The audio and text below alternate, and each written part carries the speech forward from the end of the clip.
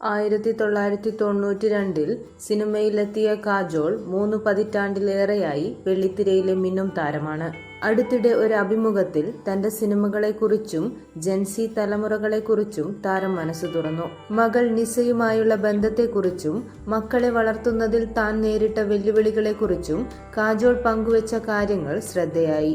2003 കാജോളിന് മകൾ നിസ ജനിക്കുന്നത്.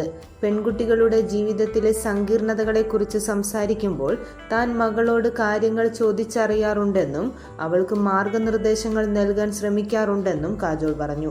ഒരു ഘട്ടത്തിൽ താൻ കൂടുതൽ പക്വത കാണിക്കണമെന്നും വാശി കുറയ്ക്കണമെന്നും തീരുമാനിച്ചതായി താരം പറയുന്നു. ഏകദേശം 3 വർഷത്തോളം ഞങ്ങൾ രണ്ടുപേരും വലിയ വഴക്കിലായിരുന്നു. പരസ്പരം സംസാരിക്കാനോ കേൾക്കാനോ പോലും തയ്യാറായിരുന്നില്ല.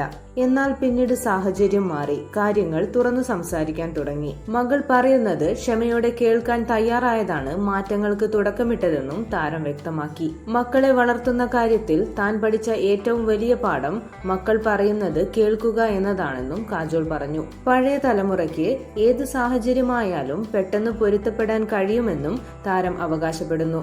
സോഷ്യൽ മീഡിയയും ഫോണും ഇല്ലാത്ത കാലത്ത് നിന്ന് പുതിയ സാങ്കേതിക വിദ്യയിലേക്ക് വന്നവരായതുകൊണ്ട് ഏതൊരു പ്രതിസന്ധിയെയും നേരിടാൻ തങ്ങൾക്കാകുമെന്നും കാജോൾ തമാശ രൂപേണ കൂട്ടിച്ചേർത്തു. തന്റെ 2 മക്കളും ഒരേ വിവരങ്ങളെ 2 രീതിയിലാണ് വിശകലനം ചെയ്യുന്നതെന്നും പെൺകുട്ടികളുടെ ജീവിതം ആൺകുട്ടികളെക്കാൾ കൂടുതൽ സമ്മർദ്ദങ്ങൾ നിറഞ്ഞതാണെന്നും കാജോൾ പറഞ്ഞു. കാജോളും അജയും 1999 വിവാഹിതരായത്. 2003 ഇരുവർക്കും മകൾ പിറന്നു. 2010 മകൻ യുഗ് ജനിച്ചത്.